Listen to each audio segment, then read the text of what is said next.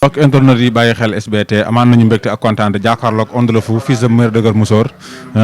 nekk champion bokk ci làmb SBT ñëw seetu ko SBT ñu ngi lay nuyu Onde. waaw waa SBT ñu ngi leen di fay waaw di nuyu ñëpp di ñaanal suma yaay fi mu tëdd yàlla na suufu njar oyof ci kawam di ñaanal suma sëriñ Ngor Dia yàlla na ko yàlla waaw wéeral guddal fan waaw yàlla bàyyi ko ci suñu kanam suma lim national comme d'habitude Laye Capo Chérif Diène Moussa Yandé Abdou Sembène waaw Laye Capo Chérif Diène Moussa Yandé Abdou Sembène Thiam Karbala suma xarit suma seex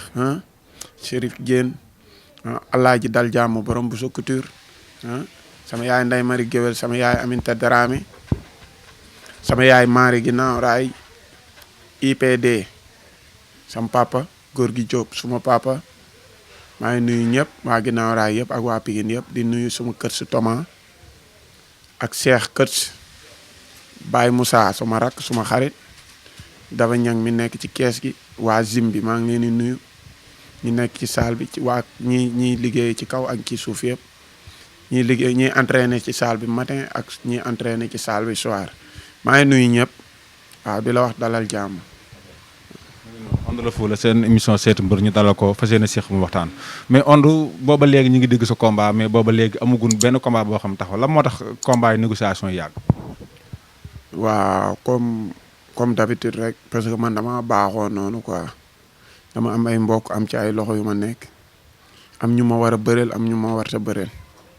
loolu doo nga ko waral waaw parce que lu jaaru moom ku ko dégg xam ko ku ko dégg nangu ko ku ko gis xam ko waaw. boo gisee xuusuñ ci yu bëri ndax jël nañ ko fi jëlaat ko fi te miin ngeen ko ci réseaux sociaux yi muy SBT ak yeneen yi site internet yi nga xam donc ñu ngi ci biir réew mi macha allah mu nekk koo xam ne kenn dootu ko présenté donc ci carrière làmb jurut ñu ciy sori ndax àdduna xam nañ ko ba pare mais tey nga fàttali internet yi nga xam ñu ngi seetaan ñaata combat la Onde def ak ñaata victoire ak ñaata défaite. man 14 combats ak 4 défaites xaw ma 4 défaites je pense que benn combat sans verdict waaw. kon su ma déggee yaa ngi ci 9 victoire. waaw 4 défaites ak benn combat sans verdict. sans verdict waaw. donc mi Onde nga jógee si Ada Fass booba léegi promoteur yi bëgg sa combat amateur yi bëgg sa combat booba léegi Onde ñëwul chaque jour ñu dégg Onde ak diw combat bi du mujj fenn yaa bëggut bëri wala lan la. non man avant ma bëreeg Ada Fass sax noonu la demee man moom bi ma duggee ci làmb ba léegi wax dëgg neex yàlla mosuma toog saison boo xam ne nii waxuñu ma ay combat wala weer boo xam ne waxuñu ma ay combat quoi. mais tamit nit day am bëgg-bëgg am ay bañ-bañ des fois maag promoteurs yi duñ juboo ci cachet des fois adversaires yi may wax tamit laa war te bëreel looloo waral loolu quoi. actuellement yan adversaire lay proposé. non adversaires yi may proposé bu fekkee ni dama leen bañ jarul ma koy wax fii bu fekkee damay bañ adversaires yi may proposé man kay yi ma bëgg mun naa wax ni ñii mun naa bëre ak ñoom ñi ma làmb di booleel parce que juste que ni chaque jour ma wax ko nekkul. booy bi mu bëreel man catégorie boobu laa bokk mais tey dama toog ay at yu bëri bëréew ma deuxième fois may wax ñu naan non day wax rek def fi dara am ay nit ñoo xam ne dañ lay conseiller ni la foog nga jël benn combat nangoo delluwaat ginnaaw nangoo wàccaat sa prix nangoo waat et cetera bëre wanewaat sa bopp looloo taxoon ma jël Ada Fass mu nekkoon booy boo xam ne nii tamit champion la ñëpp yaakaaruñ ñu woon dina daanu léegi nii ci làmb mu bëre moom yàlla may ma ci ndam ma koy wax bonne continuation kon man bu ma jugee foofu noonu waruñu maa teg place boobu nañ ma jox ñu ma war a bëreel quoi samay nawle ci làmb mais bu ñu def ku jug rek ñu ne nañ ko jox Onde déedéet man dama bokk ci làmb. combat Ada Fass dañ ciy taxaw tuuti parce que am na ñu bëri sax ñu nee nañ. Onde bi mu jël Ada Fass moom même Onde si boobu même amaat stade bi yëpp gëmul woon ne Onde day daan Ada Fass. non waa stade bi buñ ko gëmulee it man dañ maa mës a yar kii man gëmuma kenn ku dul suma bopp man bëgg naa ay nit mais nit ñi ma bëgg sax sama bopp laa gën a bëgg ko ñoom man boo ma ne woon tey jii nga rey ma tey boo ma jàppee rey ma yor pistolet heure tel dinaa la rey tant que rayagoo ma pour man waxoo dëgg. man noonu loolooy sama philosophie quoi li ma war a def dinaa ko def lu yàlla def tamit ma xam ne noonu la mais man xam naa ni lamb jooj noonu damay am ndam Karbala du ma bàyyi ma fen doy na ma seede bi combat bi taxawee laa ne ko la ni ma man bugguma ànd ak yow ngay am defet man bugguma defet ma ne ko barki Seydina Mohamed dama koy daan fekk Balla Gaye Modou Lo bëre ba pare Balla Gaye ak Modou Lo bi ñu bëree ba pare ñu génn ma ne ko ni Balla Gaye def Modou Lo nu ko raw laay def booy bi barki yonenti yàlla Mohamed bu arbitre soufflé du bëre du xeex du dama koy duma dama koy daan waaw parce que man philosophie boobu laa ama waaw ci suma live man noonu laay dundee. kon formation yu bëri même ñi la andi même ci sa entourage ñi la andi gëmul na sax yow da ngay daan waaji ba gars yi dañ laa gunge noonu rek dañ laa war a gunge rek ndax kuy dem xare dañ la yóbbu gunge la mais même ñi la gunge sax ñi si maanaam bu fekkee ñaar ci gëm wala ñett mais ñi si ëpp gëmul na yow da ngay daan booy. waaw xam nga àdduna li ëpp solo mooy nit ñi gëm la nga gëm sa bopp moom moo ko ëpp solo ndax bu la nit ñi gëmee te gëmoo sa bopp tamit moom ak zéro yam kon nit pour nga jàppale ko mu dem moom mooy njëkk a gëm boppam yàlla ba muy wane Firawna ba muy wane yonenti yàlla Muusaa ci Firawna la ko jaarale boobu Firawna ëpp doole moo ëpp alal moo ëpp lépp mu jël yonenti yàlla Muusaa bàyyi ko fa mu nekk xale mu koy dundal di ko dundal ba mu màgg mu ne ko acca attaqué ko yonenti yàlla Muusaa bu ragaloon ba Firawna wootee ndaje bi woo njabarkat yi nekk ci àdduna bi yëpp ñu daje fa yonenti yàlla Muusaa yor benn yetam boobu yet boobu bu gëmul woon ak gëm boppam ndam loolu mu am foofu du ko mës a am waaw loolu noonu ay jàngat la yu yàlla di def ci nit quoi boo nekkee jullit da ngaa war a gëm man bu ma kenn gëmulee sax man gëm naa suma bopp bu ma kenn faalewulee faale naa sama bopp bu ma kenn nawloowulee nawloo naa suma bopp te yaakaar naa looloo ëpp solo ci àdduna quoi waaw. sa diggante Ada Fass présentation on dafa yëkkati sa loxo Ada Fass yëkkati sa loxo ñu xool tribune bi gars yi taal flambeau boobu yuuxu moment boobu lan nga yëgoon. waaw xam nga moom biñ taalee flambeau yi yuuxu Ada Fass talul sax foo ak ay supporters am man maa doon foo ak supporters yi parce que ñu ngi koy tëggal ale Ada Fass moom muy sangu rek man maa dem ci supporters yi di foo ak ñoom naan leen ale Ada Fass di leen mbalak ba ñi ma àndaloon naan ma kaay concentré wu ndax moom boo seetaanee combat boobu foo ci supporter am bi benn yoon lépp man maa doon wax ak ñoom parce que comme ku nekkoon entraînement quoi man dama mel ni ku nekkoon entraînement parce que liggéey naa ci liggéey boo xam ni xam naa ne tey yàlla suñu borom dong ma mën a xañ mais amul ku mën a taxaw ci kaw suuf ku ma mën a teye def lu ma bëgg a def dama doon dem dune 4 heures du matin 6 heures du matin fekk ma saal mu ñëwaat Thomas mi doy na ma seede mu jàpp ma daf may entraîner loo damay liggéeyaat tànk ba pare mu entraîner loo ma ba man mooy loolu te bu ma jugee foofu damay demaat saal contact dem naa ba bu ma demee douche deret laay génnee deret damay toog nii deret kese laay génnee mais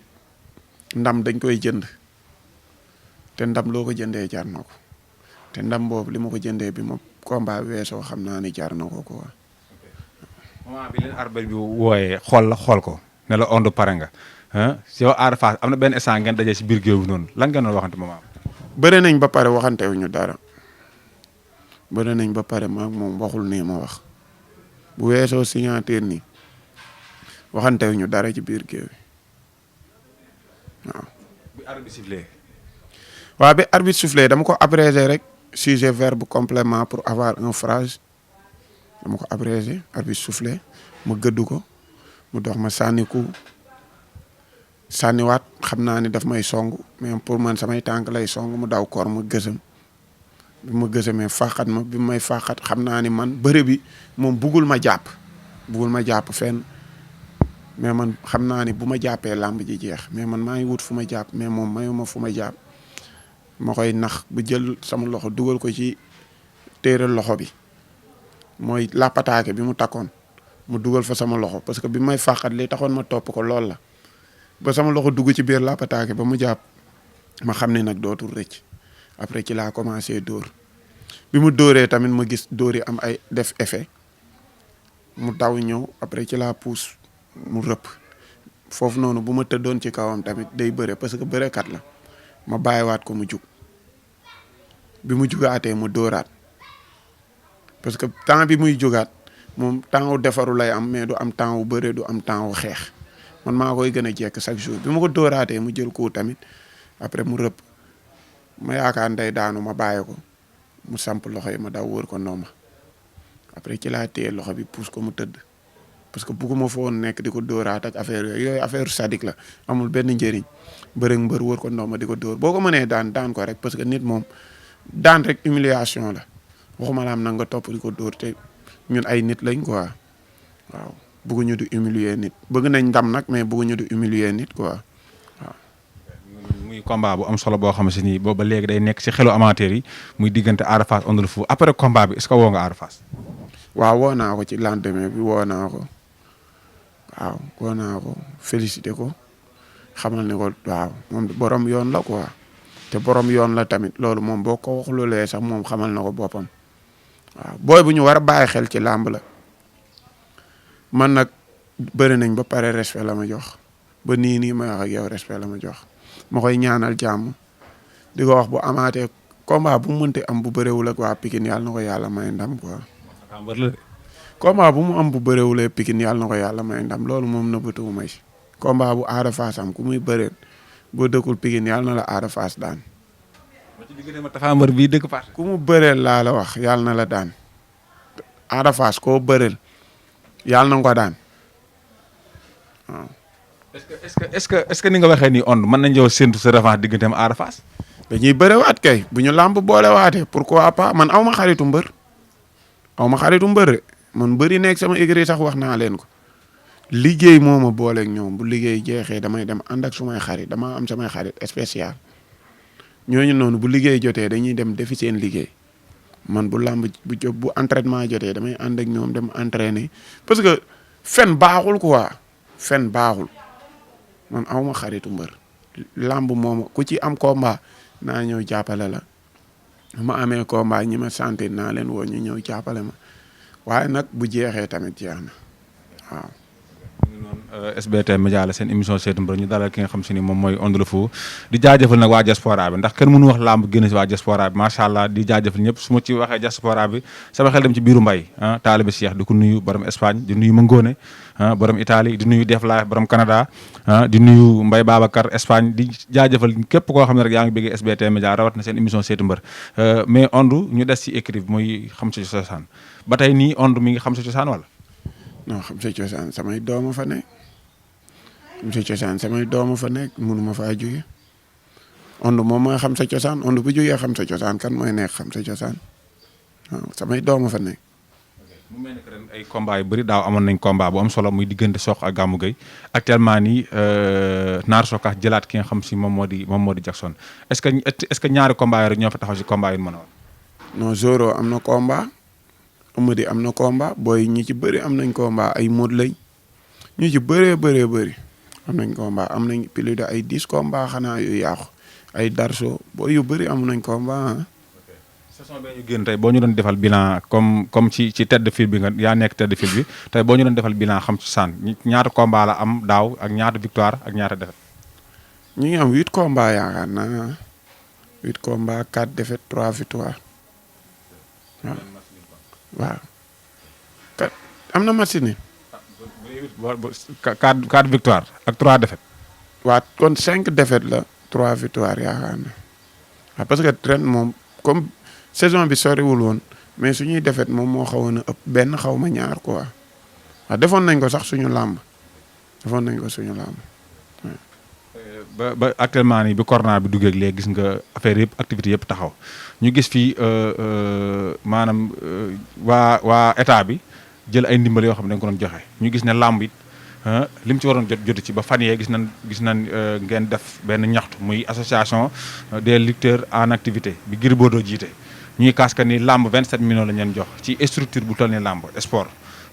ci wàllu làmb ci Sénégal ñu gis ñe seen yeneen nawle yi jox nañ leen loo xam si ni tey ñaari yoon te yéen booba léegi benn laal ngeen laal te li ngeen laalal dafa am ñaari nit wala ñetti nit yu ñu ko séddale ñun waxoon nañ nangam na naka nga jàngatee loolu. waaw ñoom dañ ko yelloowul moo tax joxuñu leen ko parce que nit boo respecté wulee sa bopp kenn du la respecté tey waykat yi bi ñu kaasee dañ leen a jox yeneen secteur yëpp bi ñu kaasee jox nañ ba jox taximaan yi parce que dañoo am fulla am fayda ci seen bopp booloo nekk benn mais famille làmb booloo ñu moo tax seen association boobu ñuy wax naa leen ko fële barki démb man mënuma comprendre nga ne association des lutteurs mbër yu ndaw yi gisuñu ci seen bopp yenn mbër yu mag yi gisuñu ci seen bopp yaay Issa Pouye barki démb la gaañu ñoom seen jouru affaire boobu moo nekkoon dëj bi kenn tegu fa sa tànk rafetul Issa Pouye ci tanoor yi la bokk ñooñu bëri na ñu fa nekk ñoo xam ne Issa Pouye bëri na ak ñoom bëri na ñu fa nekk ñoo xam ne gënuñu koo rafet palmarès mais nit bu mu toog taaxiir lu bëreetul rek bëriwul rek yéen ñi nekk en activité ngeen di ñëw ministre Matar Ba ku fi sa yaay gaañu wala sa papa gaañu mu dem lan moo tax demul kër ñoom Issa Pouye xam nga yooyu noonu day mel ni ay xeebaate wala ay beddiwaate quoi yooyu rafetul deuxième fois ñu ngi nekk ak seeni rakk ñoom boo demee ci booy nekk ci association des jeunes lutteurs ay Gris 2 nga fay fekk ay Balla Gaye Junior ay Modou Lo petit Modou Lo ay petit Boy Niang ay Eumeu Sène 2 ñoo nekk ci association des jeunes lutteurs mais ñoom nañ kaasal ñooñu xam nañ li ñuy dund mbër mu mag ak mbër mu ndaw waruñoo yem li ñuy fay licence mbër mu mag warul di fay 5000 licence mbër mu ndaw di fay 5000 bokkuñu luñ leen di fay mbër mu ndaw warul di jënd ticket pour bëre wala muy fay promoteur pour bëre mbër yu ndaw yi dañ koy def ñoom ñu xam loolu te kaasaluñu mbër yu ndaw yi mbër mu ndaw day dagg assurance comme ñu koy daggee te bu ñu gaañoo làmb ja amul kenn ku leen di faj nañ leen kaasal affaire yi nekkul ay diw moo siiw wala diw moo def lii diw la fi yàlla xam nga ñoom ay mbër yu ndaw lañ woon promoteurs yi tamit ñun nangu nañ ni ñoom ay businessman lañ yàlla moo leen def ay businessman est-ce que comprendre nga ñu liggéey seen xaalis xamuñu fan lañ jëlee seen xaalis ñu indi ko ci làmb ji mais buñ indee seen xaalis ci làmb nañu xam ne ñi fa fekk tamit seeni rakk lañ te liñ leen di dundaloo metti na torop dégg nga booy bu la ni man jaay naa billet ba pont jàmm ma mujjee hôpital te dafa 3 jours gisuma promoteur gisuma ménager gisuma président écurie nga gis ku la ni man jaayloo naa nit billet ba mu accident nekk dans le coma ma woo promoteur bi mu ne ma sama xaalis te nga ñëw bëreel ma ñu teg ki tuuti booy bi doon jaay billet bi dee mu ne la sama xaalis danga may fay nga ñëw bëri si ménager bi xam loolu booy wax ko ménager bi ni ko yoonam nekku ci président écurie yi ñoom lan mooy seen rôle kon ñoom tey buñ taxaw fii naan ay Covid beeg di jooy l'heure est grave biñ koy wax mooy billet yee tax. ok kon su ma déggee l'heure est grave bi ñu doon wax ci Covid bi kon loolu taxul woon billet yee tax. non billet yee waral l'heure est grave waaw parce que. kon loolu sa gis-gis la rek. non mais looloo am parce que président Macky Sall moo taxaw ni l'heure est grave moi je suis un président comme un Macky Sall son excellence lañ moo war a wax parce que damaa jiite ay nit Macky Sall daa jiite ay nit moo tax ñu koy wax son excellence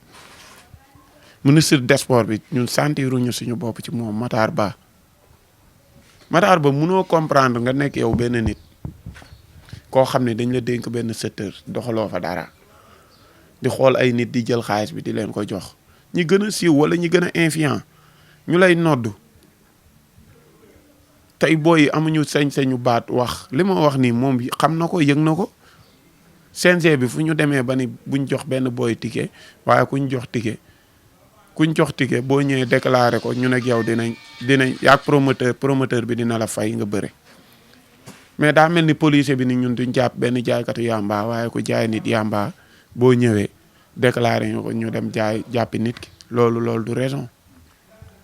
verbe bii may wax nii ku nekk na nga ko jël conjugué ko ci sa bopp quoi ça c'est vilain dafa ñaaw nañu respecté nit ñi mbëri dañoo sonn 8000 licenciés la 5 personnes a ciy lekk seen association boobu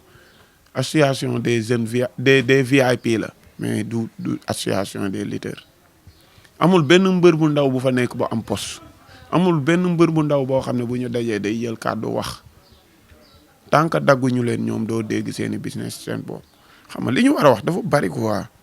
donc ñoom keroog seen daje bi li ci njëkk wax mooy ñun li ñu am nañ ko mais suñ rakk yi nekk suñ ginnaaw lañ bëgg ñu xool nu ñu leen jàppale. waaw xëy na ñoom seen rakk yi bëre moo tax ñuy wax ndax ku ci nekk am nga ci rakk boo xam ne nii tey moo topp sa ginnaaw te presque champion la ñoo tax ñuy wax de mais booy yi jël billet tax ñuy wax de ndax gisoo fa keroog benn booy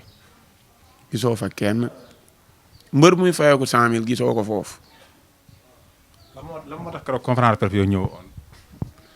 non dafa tombé woon nag juste que ni muy ñu nekkoon ci affaire Djiby Ama bi ndax dañoo waroon a dem ci Wally Seck jóge fa dem ci Ndiaga Euro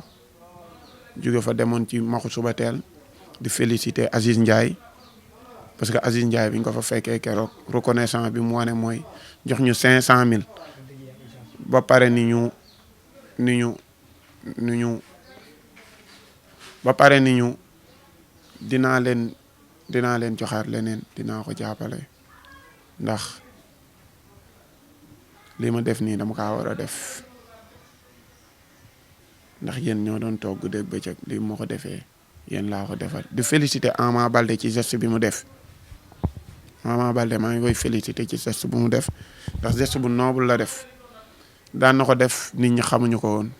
ba doon ko dëkkal fu ne kon bu ñu gisee mu def benn affaire nañ ko féliciter quoi di féliciter ñi ci jàpp ñëpp waaw comme ni ma koy waxee rek moo géet parce que man maa dem ko ñoom Djiby ñu wan ma vidéo bu mu waxee Djiby ni ko ma teeloon a yëg lii lépp maa koy def nit ku ma bett la parce que yaakaaruma ne woon ne dina dox ci loolu quoi parce que pour man gis leen ma lay def ak di ruube nit ñi ñu ngi koy féliciter ci loolu quoi ci geste boobu waaw. SBT Média la seen émission seetu mbër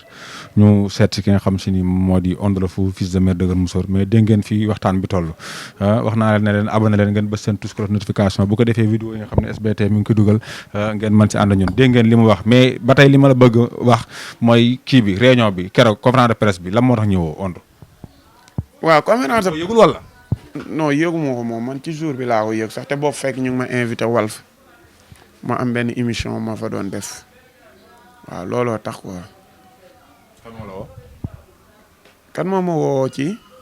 conférence de presse bi kan moo la woo yëgal ko wala da nga koo yëg noonu ci presse bi. dama kaa yëg noonu rek dama kaa yëg nekk damaa jékki-jékki xëy dégg tey Boy Niang day def conférence de presse rek waaw. non pas conférence de presse Boy Niang mais association des lutteurs en activité. boobu Balla Gaye moo ma woo. Balla Gaye moo ma woo wax ma ko quoi ni ma bëgg nañ nga ñëw suba mais fekk na boobu après. maa ngi woon ci Djiby Ama bi parce que moo ma gënaloon loolu quoi ma koy féliciter tamit parce que nit koo xam ne nii la woo na ma ci respect waxtaan ak man ni mu vidéo yi ngay def yëpp maa ngi koy seetaan te li ngay xeex nii loolu la ñuy xeex mais ñoom daal man gisuma sama bopp ci ñoom quoi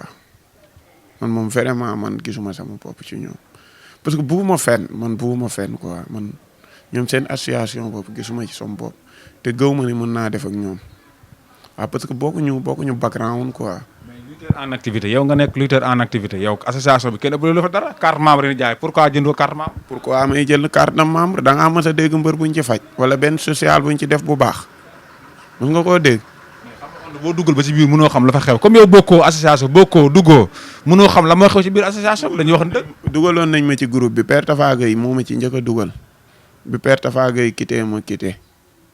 ñu dugalaat ma. di ma wax ay waxu carte de membre xam nga li fa nekk lépp ñun xam nañ ko mais ñun loolu taxu ñoo jóg ku dunguru tax ngay lekk waaw dunguru moom bu la taxee nguuru boo nguuroo di nga gàccew waaw ñun nag dunduñu loolu ñun xam nga lan moo ñu ñor boo yi nga xam ne nii fi mu toll nii problème mu billet yi mooy suñu xeex bu njëkk. d'accord mais saa rek yow xeex bi ngay xeex nii tey. man fi ma doon gën a d'accord ak yow mooy nga jënd carte membre ba pare bokk ci association bi ne leen nag ñun li ñu bëgg mooy lii mais te yow jëndoo carte membre bokkoo ci association ba pare taxaw fii di sànni say xeer. waa léegi pare nga man damaa bokk force la man bokkuma ci ñoom man bii sax bu amulee bokkuma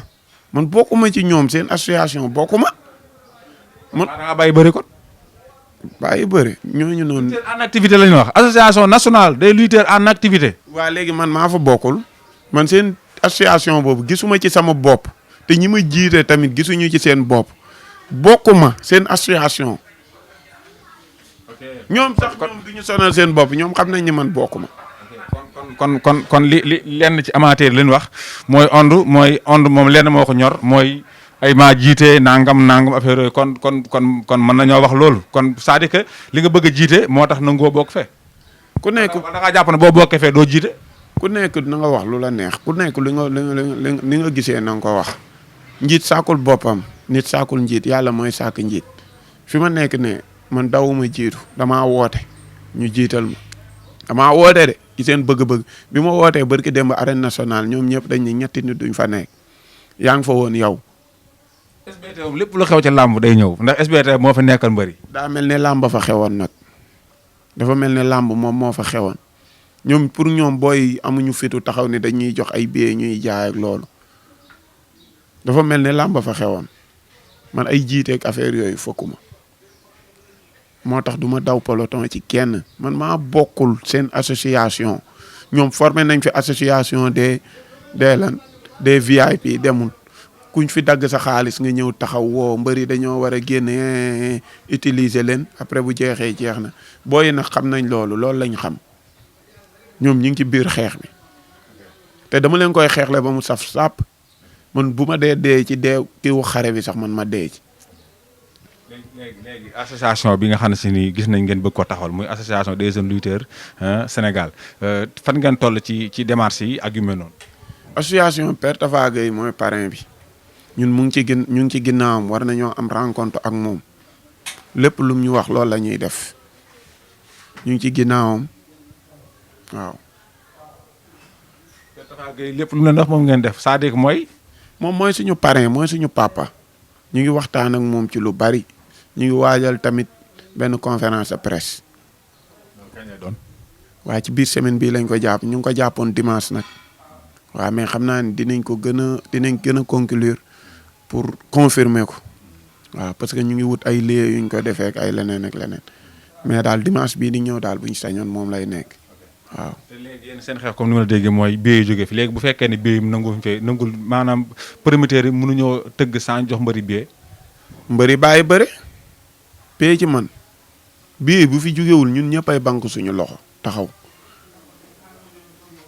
tey arbitre bi ñu amee lu leen metti dañoo génn kaas nangu yeneen arbitre ñëw di arbitrer ne yeneen mbër ñëw bëre mais dina am mbër yoo xam ne xam nga am àdduna moom dina am ñoo xam ne nii ñoom du ñu bañ dara ay xëri mbañul la ñuy nekk loo leen teg ñu tegoo ko mais ñun dinañ bañ ba dee billet yi daf fiy jugee suñu assurance yi ñuy dagg dañuy amal njëriñ ba pare ñun ak mbër yu mag yi dootuñu bokkate li ñuy fay. ñoom bu ñu daggee licence 5000 ñun 2500 la ñuy dagg bu ñu leen dee avertir ñun bu ñu leen daggee 10% ñun 5% la ñuy dagg tant que fayoo ko woo 1 million jëm kaw waroo bokk ak waa 1 million luñ leen di fay luñ leen di dagg ñun bañuñu sax ñu delloowaat kase bi fi mu nekkoon ndax ñun bëgguñu xaalis bëgguñu dara. 40 000 nag nañ ko delloowaat 40 000 bañ ñoo jox ay billets moo ñu gën a loolu day wàccee personnalité làmb sax. pour bu wëy di jaay billet mel ni marchand ambulant di wër di jaay billet suba ngay bëri ngay wër di jaay billet promoteur bu la joxee 2 bloc doo ko delloo kiiwam doo ko delloo ay blogam da ngay dem buntu stade fekk fa ay billet 200 100 francs moo tax làmb ji léegi ba jaay billet xewee ba léegi da ngay dem stade doo fekk kenn day dem làmb joo xam ne day mel ni armeel ya ngay dem yow fukki xulwa rek nga leen di yéene tufli leen ko daal dem sa yoon. xam naa du ñàkk ñu xool état forme bi mu amoon contre Ada Fass ndax même état bi mu yor nii moom la wala dafa yokk wala donc loolu course Thomas wala course Cheikh xam naa lañ ci waxtaanal donc di wax ne mi ngi noonu xaaral.